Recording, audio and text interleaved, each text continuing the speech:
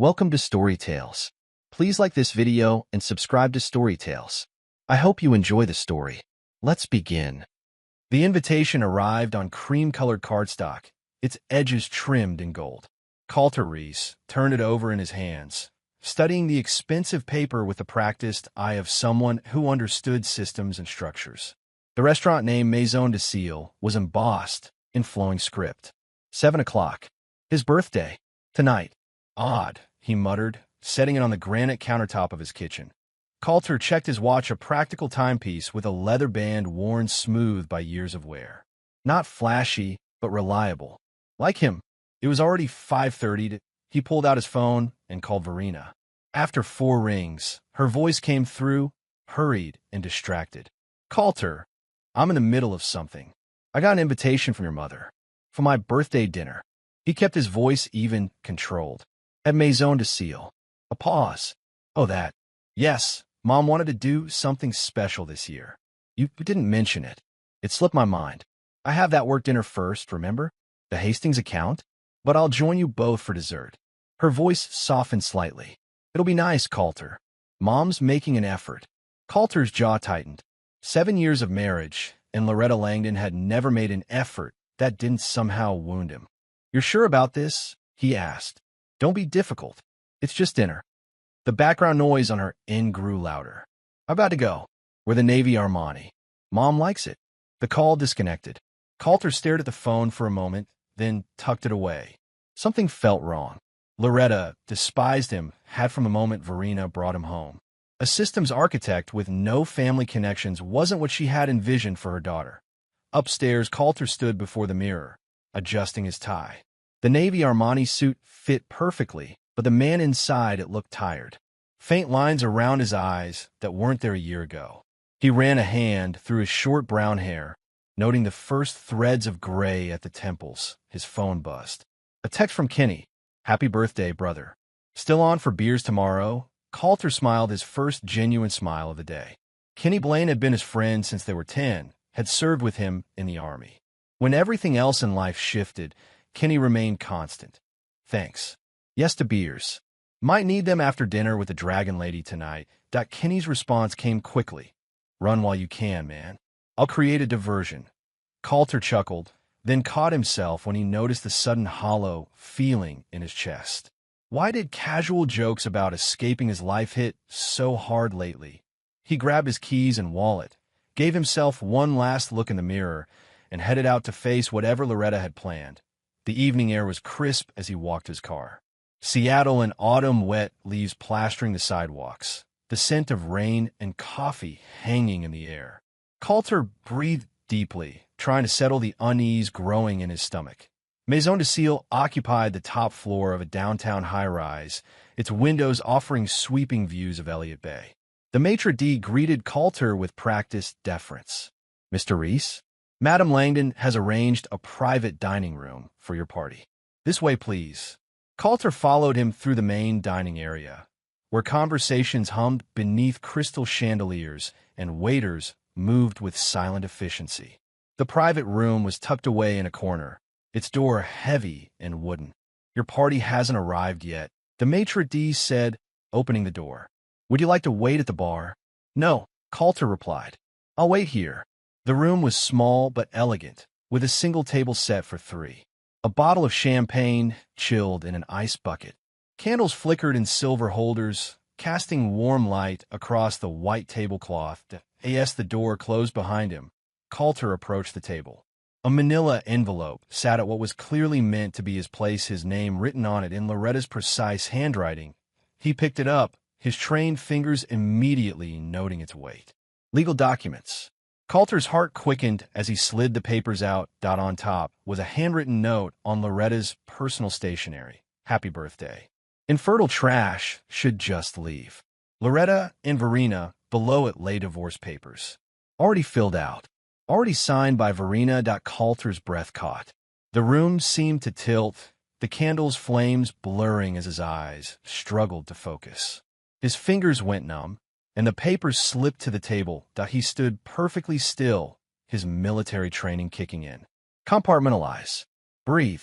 Assess. The pieces clicked into place: Verina's late nights, her sudden work dinners, her growing coldness since his infertility diagnosis 6 months ago, the way she'd stopped touching him, the furtive phone conversations that ended when he entered a room. The door opened, and a young waitress appeared, startling when she saw him standing there alone. "Oh, I'm sorry, sir. I thought." She glanced around the empty room. "Should I come back when your party arrives?" Coulter looked at her, then down at the table setting. With deliberate movements, he folded the divorce papers and slid them into his inner jacket pocket. He pulled out the chair and sat down. "My party won't be joining me," he said, his voice steady. "But I'll be dining." The waitress hesitated. "Just you, sir?" "Just me." Coulter unfolded his napkin and placed it in his lap. "I'd like the full tasting menu, please. With the wine pairings." The full. She stopped herself. "Of course, sir. Right away." As she hurried away, Coulter sat motionless, staring at the empty chairs across from him. Each heartbeat felt like a hammer striking an anvil, forging something new and unbreakable inside him. The meal arrived in careful sequences. 7 courses of artfully arranged food that Coulter barely tasted. He ate methodically, washing each bite down with sips of expertly paired wine. The waitstaff moved around him with uncomfortable smiles, sensing something wrong but too professional to ask. With each course, the fire inside him grew hotter, more focused. They had planned this, Verina and her mother. A birthday dinner that was actually an ambush. A public humiliation. Leave the infertile trash to find out he wasn't man enough. That he wasn't worthy to be. By the time the dessert arrived, a delicate chocolate creation with gold leaf, Coulter's rage had condensed into something cold and dense. No longer a wildfire, but a directed beam. That he paid the bill with his own credit card, adding a generous tip. The waitress thanked him, her eyes still curious and concerned. "Was everything to your satisfaction, sir?" Coulter looked up at her, his face composed. "The meal was excellent. Perfect, in fact." She nodded, clearly sensing the contradiction between his words and the tension radiating from him. "Happy birthday, Mr. Reese." "Thank you." He stood, straightening his jacket. "It's one I won't forget."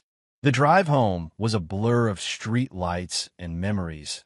He remembered sitting in the doctor's office 6 months ago, Verina's hand cold in his, as the specialist explained the test results. Male factor infertility. Treatable in some cases, but in his, the damage from a training accident years ago, the chances were nearly zero. "I'm sorry," the doctor had said. "There are other options we can discuss. Donor sperm, adoption. We need time to process this." Verina had interrupted, her voice tight. Later that night, she'd held him, whispered that it didn't matter, that they would figure it out, that she loved him, not some hypothetical child. Coulter gripped the steering wheel tighter. Lies. All of it. His mind shifted to Loretta, to the dinner party 2 months after the diagnosis. He'd overheard her in the kitchen, speaking to Verina. "Darling, you can't possibly stay with him now. What's the point? The Carruthers boy has always been sweet on you, and his family is actually somebody. Think about it, no children? That's not a marriage, it's a dead end." He remembered the pause before Verina responded, too quiet for him to hear. He'd walked away, not wanting to know her answer, telling himself she'd defended him, needing to believe that. A week later, the strange text had appeared on her phone while she was in the shower. Coulter had seen a flash on the screen, a message from someone listed only as W. "Miss you already. Last night was perfect." He'd confronted her. She'd laughed it off. A work colleague. The message was about a presentation they'd nailed. He'd chosen to believe her because the alternative was too painful. Coulter pulled into their driveway, killing the engine. He sat in the dark car, staring at the house they'd bought together 3 years ago. The porch light was on, but no other lights shone from inside. Verina wasn't home, of course. Work dinner. He pulled out his phone and texted Kenny. Time to break them. The response came immediately. "What happened?" Not over text. "Meet me tomorrow. Early. Roger that. My place, 7 a.m. Coulter pocketed his phone and finally got out of the car. He unlocked the front door and stepped inside the dark house. It smelled faintly of Verina's perfume, expensive, like everything else she chose. He walked through the rooms, seeing them with new eyes. how little of himself existed in this space. How carefully Verena had curated their home to please her mother, to project the right image in their bedroom. He opened Verena's closet. Designer dresses and shoes, handbags worth more than most people's monthly salary. He touched nothing, simply observed. Then he moved to the bathroom, opening drawers and cabinets.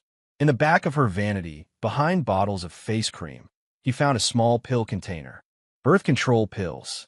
They'd stopped using contraception over a year ago, when they decided to try for a child. Before his diagnosis, she'd been taking them secretly, even when they were trying. Even before she knew he couldn't give her children, Coulter closed the drawer softly. In his office, he booted up his computer and logged into their joint bank accounts. Regular withdrawals to an account he didn't recognize. Large sums going back months. The pieces kept falling into place, forming a picture so ugly he could barely look at it. But he forced himself to see it all, to understand exactly what he was dealing with. By the time he finished, it was past midnight. Verena still hadn't come home. Coulter returned to their bedroom and packed a small bag, just enough clothes for a few days, his laptop, and important documents. Before leaving, he took one last look around the house. 7 years of his life. 7 years of what he now knew was an elaborate lie. Coulter walked out, locking the door behind him. He got in his car and drove to a hotel downtown. Tomorrow, the war would begin. Kenny's apartment smelled of coffee and gun oil. The small living room reflected its owner, practical, no-nonsense, with hints of military precision. A well-worn couch faced a TV mounted above a fireplace. On the coffee table lay several gun magazines and a half-assembled fishing reel. Coulter sat with his hands wrapped around a mug of black coffee, his voice steady as he recounted the previous night's events. He'd slept little at the hotel, his mind racing with plans and possibilities. Kenny paced as he listened, his expression darkening. At 6'2", with broad shoulders and calloused hands, he looked like what he was, a man who fixed broken things for a living. Those rich witches, Kenny spat when Coulter finished. I always knew Verena was cold, but this? He shook his head. What do you need from me? Information, Coulter replied. And maybe muscle, depending on how this plays out. A knock at the door interrupted them. Kenny checked his watch. That'll be Lana. I called her when you texted last night. He opened the door to reveal a petite woman with dark hair tied back in a tight ponytail. Lana Espinosa nodded at Coulter as she entered, her sharp eyes taking in his rumpled appearance. You look like hell, she said, placing her laptop bag on the table. Nice to see you too, Lana, Coulter replied. Lana had worked with Coulter at his previous firm. As a financial analyst, she had a gift for finding patterns in chaos and a notorious talent for office gossip. I brought coffee and information. She pulled out her laptop and a paper bag from which wafted the scent of pastries. Can you fill me in? I've been busy since 5 a.m. What did you find? Coulter asked, leaning forward. Lana opened her laptop. Well, for starters, your mother-in-law's been planning this for a while. She's been meeting with divorce attorneys for months, very discreetly, but not discreetly enough to hide from someone who knows where to look. She turned the screen to show Coulter a series of calendar entries and credit card statements. And then there's the matter of Wells Carruthers. Carruthers. The name struck a chord. The banking family? The very same. Wells is the younger son. Harvard Business School, trust fund, sits on a few charity boards. Lana pulled up a photo of a handsome man in his early 30s, blonde and polished. And he's been spending a lot of time with your wife. She scrolled through several photos, social media posts showing Verena and Wells at charity events, gallery openings, restaurant dinners. In most, they maintained a respectable distance, but their body language told a different story. When were these taken? Coulter asked, his voice tight. Over the past 4 months. They've been careful, always in public, always with plausible deniability. But about 6 weeks ago, they got sloppy. She pulled up a security camera still from what looked like a hotel corridor.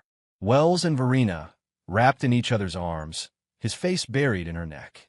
How did you get this? Kenny asked, impressed. Lana smirked. I know people who know people. The point is, they've been meeting at the Grayson Hotel every Tuesday and Thursday afternoon. Your wife claims spa appointments or late meetings. Wells tells his secretary he's at the club. Coulter's face remained impassive, but his eyes hardened. This is good, Lana. What else? Your mother-in-law's foundation may not be as charitable as she claims. I found some financial irregularities that suggest tax evasion. I'll need more time to confirm, but looks promising. Her sister Nadine might help with that, Coulter said. They haven't spoken in years, some falling out over their father's will. She lives outside Portland now. Lana nodded, making a note. I'll find her. Kenny had been quiet, looking at the photos of Wells and Verena. You know what you need to do first, right? Confirm they're still at it. Catch them red-handed. Coulter nodded. Today's Thursday. Then let's go hunting, Kenny said. Grabbing his jacket point 3 hours later, they sat in Kenny's truck half a block from Coulter's house. Wells' silver Mercedes was parked in the driveway. They're not even trying to hide it anymore. Kenny muttered to Coulter's face was stone. Why would they? The divorce papers are signed. They think I'm out of the picture already. Kenny gripped the steering wheel. We should go in there right now. Let me talk to this trust fund kid. No. Coulter's voice was firm. That's what they'd expect. Verena would love a scene me barging in, losing control. It would fit their narrative of the unstable, inadequate husband. He pulled out a small package from his pocket. I have something better in mind. Inside the package was a tiny wireless camera, no bigger than a button. I need to place this where it'll capture them, Coulter explained. I'll wait until they leave. Kenny eyed him. You're taking this awfully well. No, I'm not, Coulter said quietly. I'm just channeling it differently than they'd expect. They waited another hour before Wells and Verena emerged from the house. She wore a fitted dress and high heels, her hand casually linked through his arm. They got into his car and drove away, laughing about something. Coulter watched them go, his face expressionless. Give me 20 minutes. He walked to his house, unlocking the door with steady hands. Inside, evidence of their presence lingered, 2 wine glasses on the coffee table, Verena's scarf tossed over a chair. The bedroom door stood half open, the sheets tangled. Working quickly, Coulter placed the tiny camera on a bookshelf with a clear view of the living room. He synced it to his phone, checking the angle and feed. Perfect. Before leaving, he noticed Verena's laptop on the dining table. Open. Logged in. A gift. Coulter sat down and began to scroll through her emails, taking screenshots of anything useful.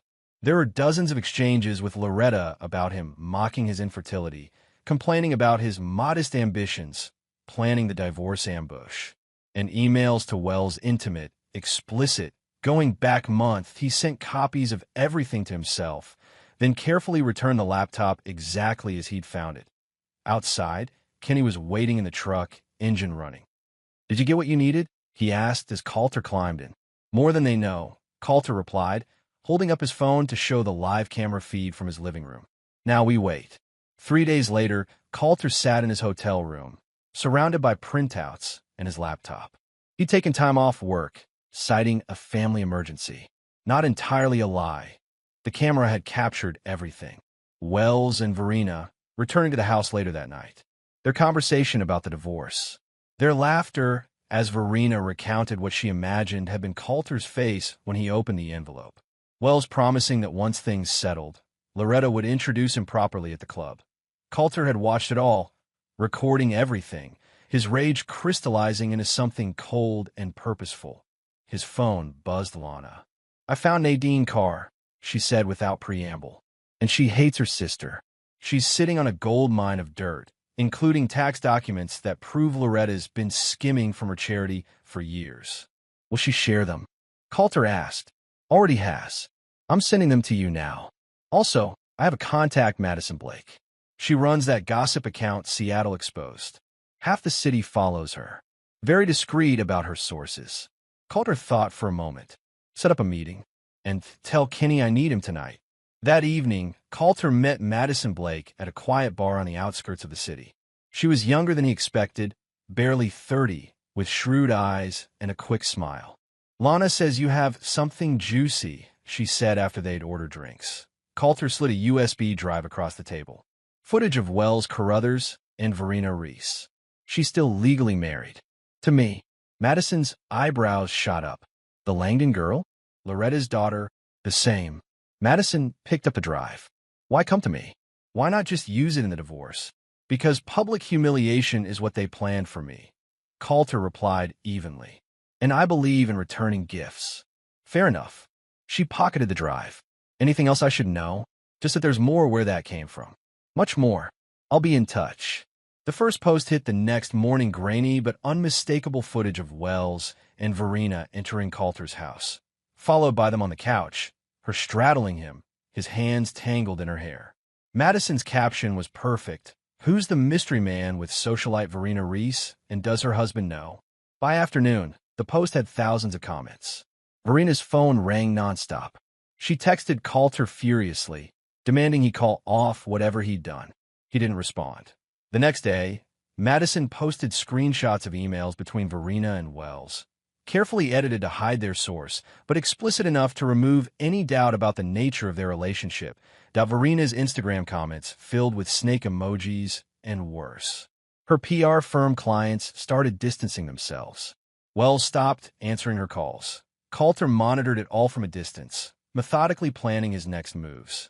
With Lana's help, he created anonymous accounts to leak more information emails between Verena and Loretta mocking his infertility, plans for the birthday dinner ambush, discussions of how they divide his assets. Online, Verena's reputation imploded. The woman who'd built her career on image management could not control her own. Every defense she tried backfired as more evidence emerged.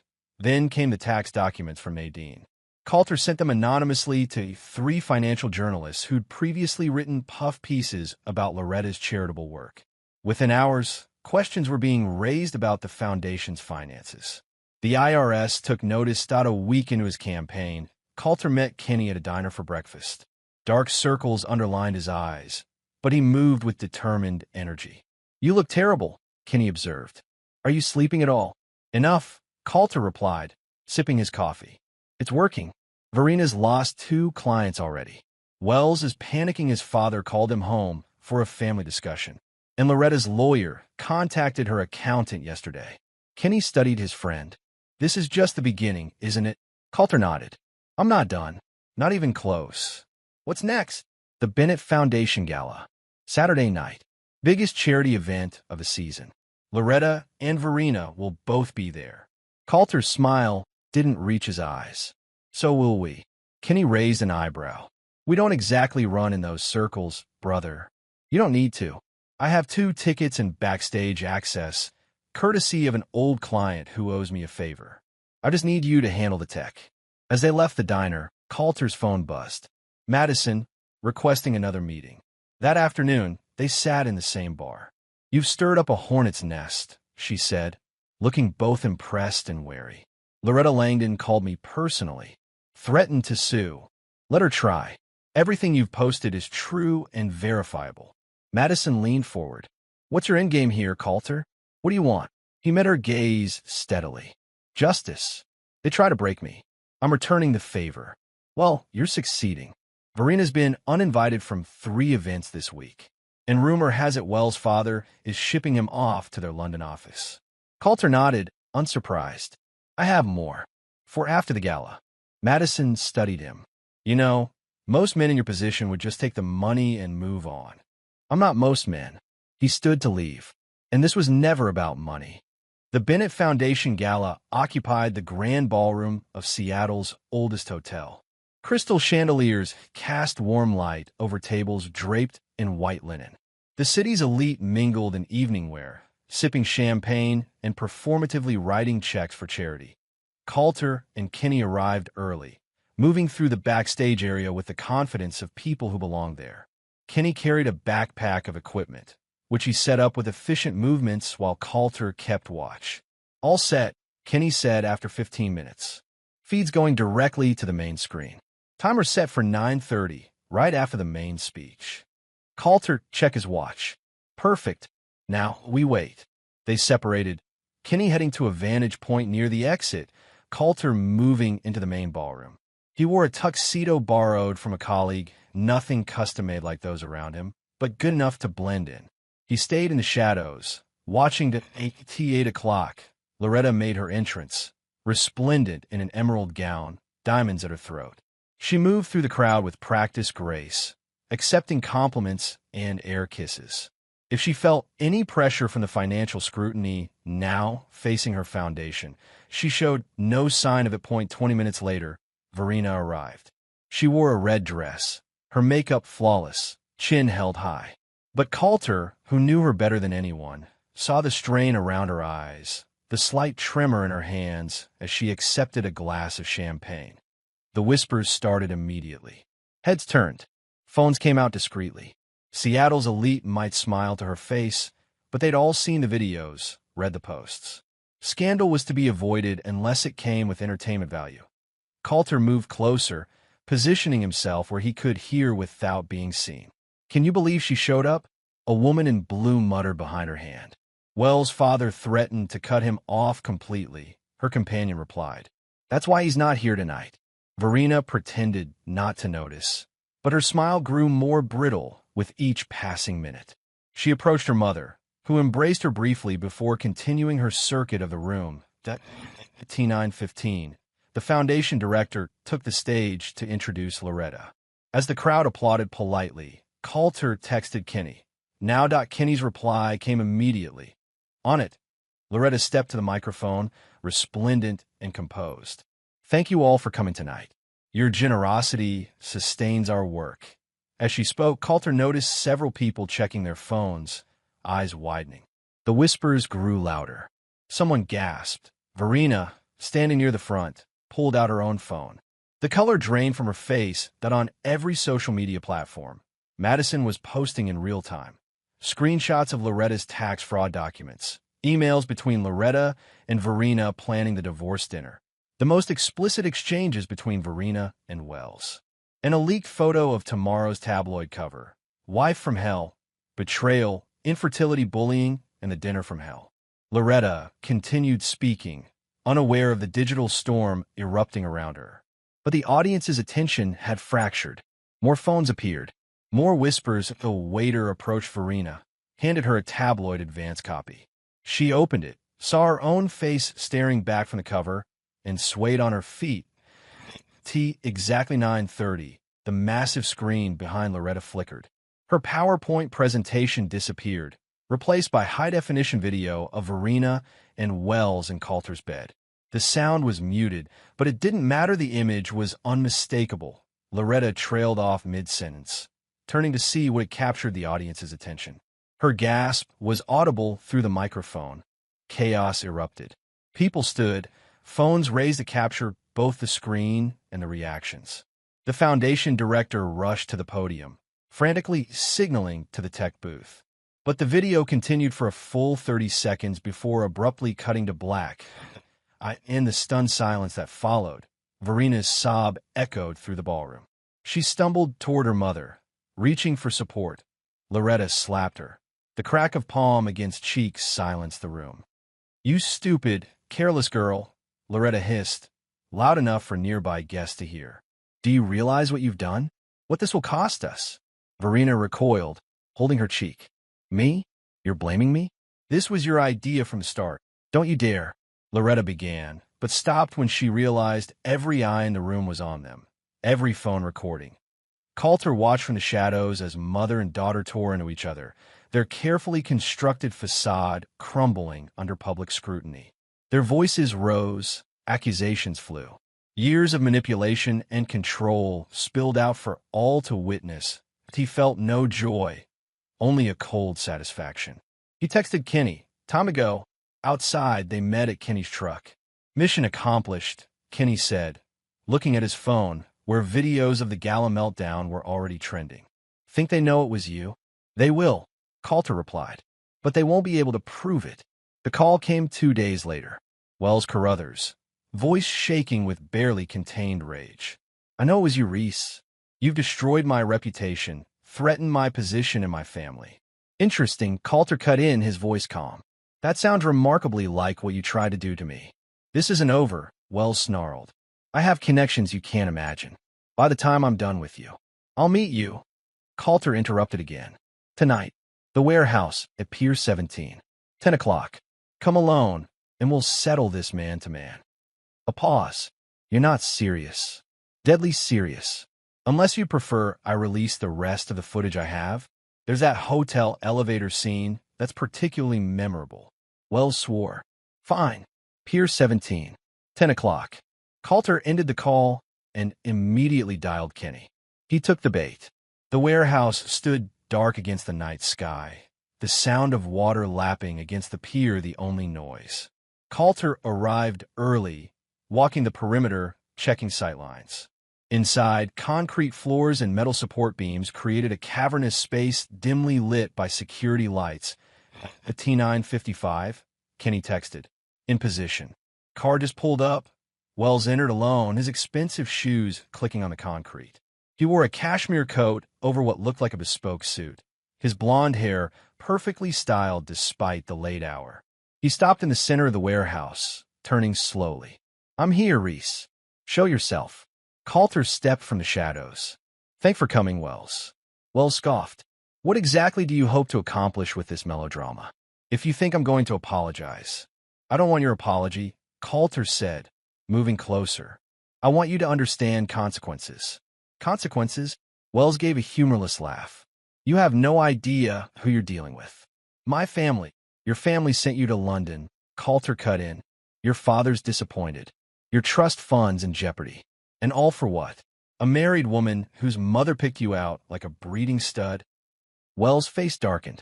He stepped forward, fists clenched. You pathetic excuse for a man. Can't even give your wife children. Can't satisfy her. Can't.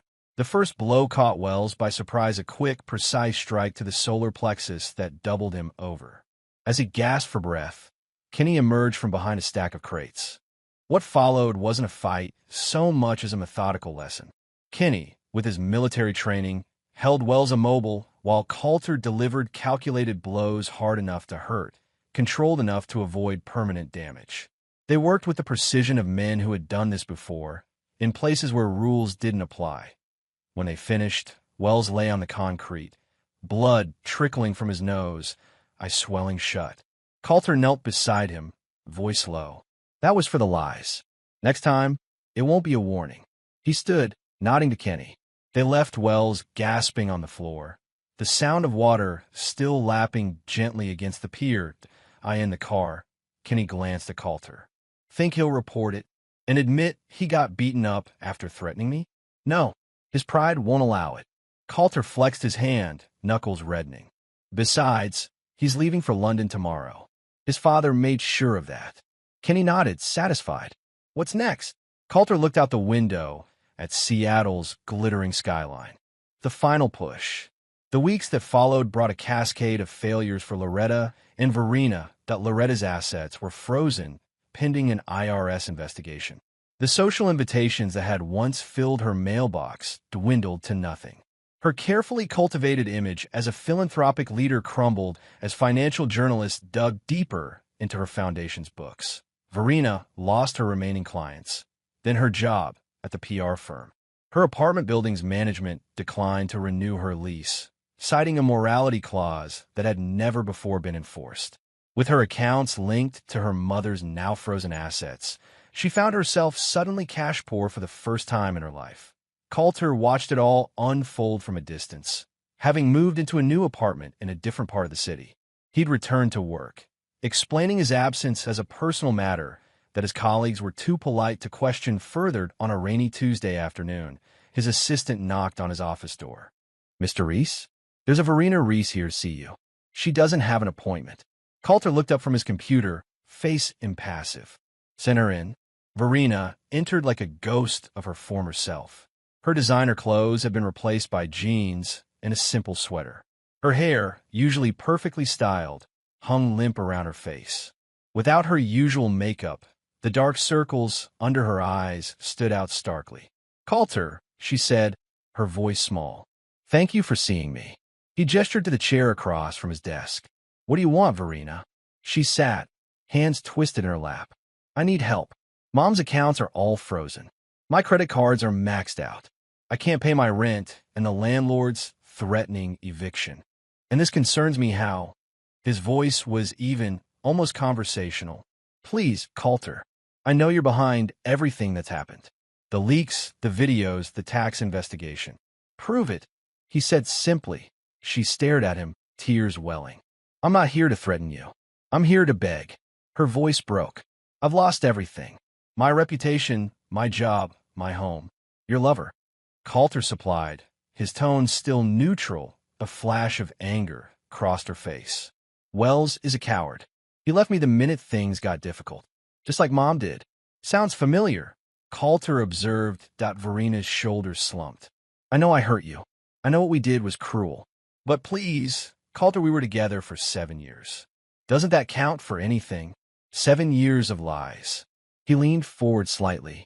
Tell me, when exactly did you stop loving me? Was it when you found out I couldn't father children? Or was it before that?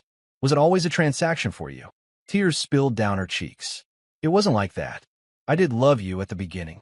But then things changed. Mom kept pushing, and Wells was there, and the pressure to have a baby. Stop. Coulter's voice remained quiet, but something in it made Verina flinch. I found your birth control pills, Verina. The ones you were taking even when we were supposedly trying to conceive. Even before my diagnosis. The color drained from her face. I can explain. I'm sure you can. You've always been good at explanations. At stories. At lies. He stood up. But I'm not interested anymore. Verina rose too, desperation etched in every line of her body. Please, she sobbed. I have nowhere to go. No one to turn to. Coulter stepped around his desk until he stood directly in front of her. You destroyed the only thing that loved you, he said softly. Beg harder. It still won't matter. She crumpled then, falling to her knees, hands clutching at his suit jacket. Coulter, please. I'll do anything. I'm sorry. I'm so sorry. He looked down at her, this woman he had once loved more than life itself, and felt nothing. Not satisfaction, not pain, just emptiness. Goodbye, Verina. He gently disentangled himself from her grasp and walked to the door, holding it open. Don't come here again. As she stumbled past him, mascara streaking her cheeks, he added, the divorce papers, by the way, I never signed them. My lawyer will be in touch. The final act of Loretta and Verina's downfall played out in public. Just as Coulter had planned, Lana's connections led them to a pawn shop on the outskirts of the city, where Verina had been spotted trying to sell some of her jewelry, the few pieces that were truly hers, and not tied up in the financial investigation. That a social media influencer happened to be live streaming nearby when Loretta arrived in a taxi, still dressed in designer clothes, but visibly frayed around the edges. The argument that ensued between mother and daughter quickly drew attention. You ungrateful little fool, Loretta hissed, grabbing Verina's arm. Those pieces were family heirlooms. Your family, not mine. Verina shot back, wrenching free. Besides, what choice do I have? You got us into this mess with your tax schemes. My tax schemes. Loretta's voice rose. Who was it that couldn't keep her affair private? Who would have flaunted all over town? If you'd been more discreet. Oh, please. This was your idea from the start. Leave the infertile trash, you said. Wells comes from good stock, you said. Verina's bitter mimicry of her mother's voice drew gasps from the growing crowd. The livestream caught at all the accusations, the revelations, the moment Loretta realized they were being recorded and frantically tried to cover her face. Too late. The clip went viral within hours. 2 days later, Lana called Coulter with news. You won't believe this. The morning show wants to interview them. Their producer reached out to Verina directly, offering a chance to tell their side of the story. Coulter's lips curved in a mirthless smile. Let me guess your friend worked for the show. Production assistant, Lana confirmed. The producer has no idea that I suggested Verina and Loretta as guests. They think they're getting a sympathetic platform to rebuild their image. Will they do it? Verina already agreed. She thinks it's her chance at redemption. Loretta's hesitant, but desperate enough that she'll probably go along. The interview aired live the following week. The host, Diane Miller, was known for her seemingly sympathetic approach that often lured guests into damning admissions. She welcomed Verina and Loretta with warm smiles and concerned nods. Coulter watched from his apartment, Kenny and Lana beside him on the couch. Ms. Langdon, Mrs. Reese, thank you for joining us today, Diane began. You've been through quite an ordeal recently. Would you like to share your perspective on what happened? Verina, dressed in one of her few remaining designer outfits, leaned forward earnestly. "Thank you, Diane. It's been a difficult time, filled with misunderstandings and, I admit, some poor decisions on my part." "Misunderstandings?" Diane's tone remained gentle, but her eyes sharpened. "Yes. My relationship with Wells, it developed during a particularly challenging period in my marriage. My husband and I had learned he couldn't have children, and the emotional strain." "Let's talk about that," Diane interrupted smoothly. "You mentioned your husband's infertility. We have some emails here." She gestured, and the screen behind them displayed the messages between Verena and Loretta, mocking Coulter's condition. "Would you call these misunderstandings as well?" Verena paled. Loretta stepped in, all practice grace. "Diane, private correspondence taken out of context." "Of course." Diane nodded. "Context is important. So let's add some context." The screen changed to show the birthday dinner invitation, then the note. "Happy birthday. Infertile trash should just leave." This was a note you both left for your husband on his birthday, along with divorce papers. Is that correct? The interview continued its downward spiral. Each time Verena or Loretta attempted to reshape the narrative, Diane countered with evidence: the videos, the emails, the financial documents. The final blow came when she brought out the waitress from Maison de Cille, who tearfully described serving Coulter alone on his birthday after he'd discovered the cruel note. "He was so dignified," the waitress said. "He sat there and ate every course by himself. Paid the full bill plus a generous tip. I've never seen someone in so much pain try so hard to maintain their composure." In the studio, Loretta's carefully maintained facade crumbled. Clutching her chest, she swayed in her seat. "I need air."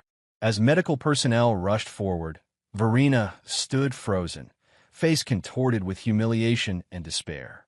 Then she bolted, running off stage, ignoring Diane's calls to wait. The cameras followed it all: Loretta on a stretcher, Verena fleeing through the backstage area, the host's practice concern in Coulter's apartment. Kenny whistled low. "Damn, that was brutal." That, Coulter said quietly, was justice. The legal proceedings moved swiftly. With the mountain of evidence Coulter had accumulated, his lawyer filed suits against both Verena and Loretta for defamation, emotional distress, financial malfeasance, and conspiracy. Loretta, facing simultaneous action from the IRS, had no resources to mount a proper defense. Verena, abandoned by Wells and her mother's connections, could barely afford representation. In the end, the settlement was swift and comprehensive. Coulter was awarded the house, all joint accounts, and Verena's vehicle. Loretta was ordered to pay substantial damages, forcing the liquidation of her remaining assets. Verena, with nothing left to give, was assigned a payment plan that would take decades to fulfill. The day after the settlement was finalized, Coulter received an unexpected email from Naomi Bishop, the manager of Maison de Cille. She requested a meeting at his convenience. They met at a quiet cafe downtown. Naomi was elegant and composed, her dark hair pulled back in a simple knot. She got straight to the point. "I've been following your situation with interest, Mr. Reese. What happened at our restaurant that night? I want you to know it wasn't our doing. Madam Langdon paid one of our staff to arrange that private room and place the envelope. When I discovered what had happened, I fired the employee immediately." Coulter studied her. "Why tell me this now?" "Because I have evidence." She slid a USB drive across the table. "Security footage showing Madam Langdon bribing my employee. Audio of her specifically instructing how the birthday surprise should be arranged. It proves premeditation and intent to cause emotional harm. Why would you help me?" Naomi's eyes held as steadily. "I believe in integrity, Mr. Reese. What they did was unconscionable, and they used my restaurant to do it. That offends me personally and professionally." The new evidence sealed the final legal proceedings. The judge, already sympathetic to Coulter's case, was incensed by the calculated cruelty revealed in Naomi's footage. The damages awarded were increased substantially, and a permanent restraining order was issued against both Loretta and Verena. Outside the courthouse, Coulter's lawyer shook his hand. "Congratulations. This is about as complete a victory as I've ever seen." Coulter nodded, watching Verena being led away by her cut-rate attorney, shoulders slumped in defeat. It's done, then. Completely. They're finished financially, legally, socially. I doubt they'll ever recover from this. That night, alone in his new apartment, Coulter should have felt triumphant. But as he sat with a glass of whiskey, staring out at the Seattle skyline, he felt only hollow. The rage that had fueled him for months had burned out, leaving ash and emptiness. He picked up his phone and dialed Kenny. "It's over," he said when his friend answered. "We won. Congratulations." Kenny paused. "Why don't you sound happier about it?" "I don't know," Coulter admitted. "It doesn't feel like I thought it would." "That's because revenge is a shit substitute for happiness, brother. You prove your point. You got justice. Now I need to build something new." After they hung up, Coulter sat for a long time, considering Kenny's words. Then he picked up his phone again and made another call. "Naomi? It's Coulter Reese. I was wondering if you'd be interested in dinner sometime." 1 year later, Coulter stood outside Maison de Cille, checking his watch. The restaurant looked different somehow, or perhaps he was the one who had changed. He straightened his tie, a small smile playing at his lips. Inside, the maitre d' greeted him with warm recognition. "Mr. Reese, welcome back. Your table is ready." Coulter followed him through the main dining area to the same private room where everything had begun. This time, the table was set for two, candles flickering in silver holders, champagne chilling in an ice bucket. "Perfect," Coulter said, slipping the maitre d' a generous tip. "Thank you." He sat down, placed a folded paper at the center of the table, and waited.